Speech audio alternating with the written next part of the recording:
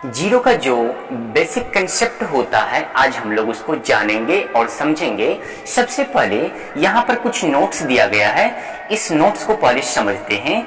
यदि जीरो का पावर कोई धनात्मक पूर्णांक संख्या हो तो इसका मान कितना होता है? इसका मान होता है जीरो होता है। कितना होता है? जीरो होता है। उसके बाद है यदि जीरो का पावर कोई ऋणात्मक पूर्णांक संख्या हो तो इसका मान कितना होता है? अनडिफाइंड होता है। इसका वैल्यू क्या होता है? अनडिफाइंड होता है। उसके बाद है x का पावर a माइनस बी बराबर होता है x का पावर a बट्टा x पावर b होता है। क्या मैं इसे फिर से इस फॉर्म में लिख सकते हैं? बिल्कुल लिख सकते हैं सर। जैसे यहाँ पे देखिए x का पावर a माइनस बी लिख सकते हैं। कैसे?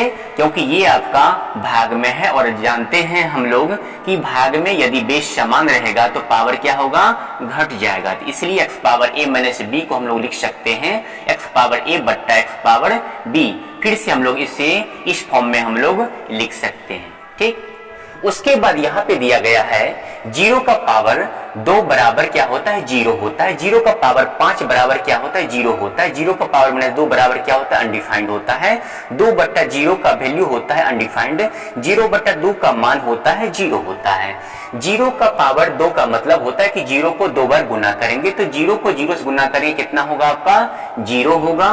जीरो का पावर 5 का मतलब होता है जीरो, तो जीरो का पावर 5 का मतलब होता है कि जीरो को 5 बार मल्टीप्लाई करेंगे तो कितना हमें प्राप्त होगा? बोलिए, जीरो प्राप्त होगा। जीरो का पावर माइनस 2 है तो इसका वैल्यू क्या होगा? अनडिफाइंड होगा। कैसे? यहाँ पर समझते हैं। जीरो का पावर माइनस 2 को लिख सकते हैं 1 बट्टा जीरो का पावर 2 बराबर 1 बट्टा जीरो के पावर 2 को लिख सकते हैं 0 गुना जीरो, तो 1 बट्टा जीरो को जीरो से गुना करें कितना होगा? जीरो होगा। तो 1 बट्टा जीरो का जो वैल्यू होता है वो क्या होता है? अनडिफाइंड होता है।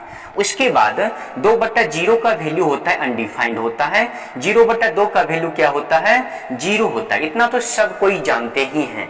यदि मैं आप लोगों से पूछूं कि जीरो का पावर 1 हो तो उसका वैल्यू कितना होगा, तो आप लोग बोलोगे सर इसका वैल्यू होगा जीरो। जीरो का पावर 2 कितना वैल्यू होगा? बोलिए, जीरो। जीरो का पावर 3 का वैल्यू कितना होगा? जीरो। जीरो का पावर 4 का वैल्यू कितना होगा? जीरो। जीरो का पावर 5 का वैल्यू कितना होगा? जीरो। तो आप लोग बताओगे कि जीरो का पावर जीरो होगा तो कितना होगा वैल्यू इसका? बोलिए। कुछ सेकंड के लिए थोड़ा यहाँ पर ध्यान दीजिए कि 2 का पावर यदि जीरो हो तो उसका वैल्यू कितना होगा? 1 होगा, क्योंकि हम लोग जानते हैं कि किसी भी संख्या का पावर यदि जीरो होगा तो उसका वैल्यू कितना होगा? 1 होता है। तो 1 का पावर जीरो बराबर कितना होगा? 1 होगा। 5 का पावर जीरो कितना होगा? 1 होगा। 3 का पावर जीरो कितना होगा?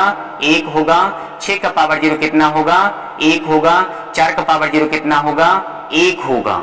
तो आप लोग बताओगे कि जीरो का पावर जीरो क्या होगा? यहां पर देखिए सेम संख्या है, सेम संख्या है, इसके अनुसार से चलते हैं तो इसका वैल्यू होगा जीरो। इसके अनुसार से चलते हैं तो इसका वैल्यू कितना होगा?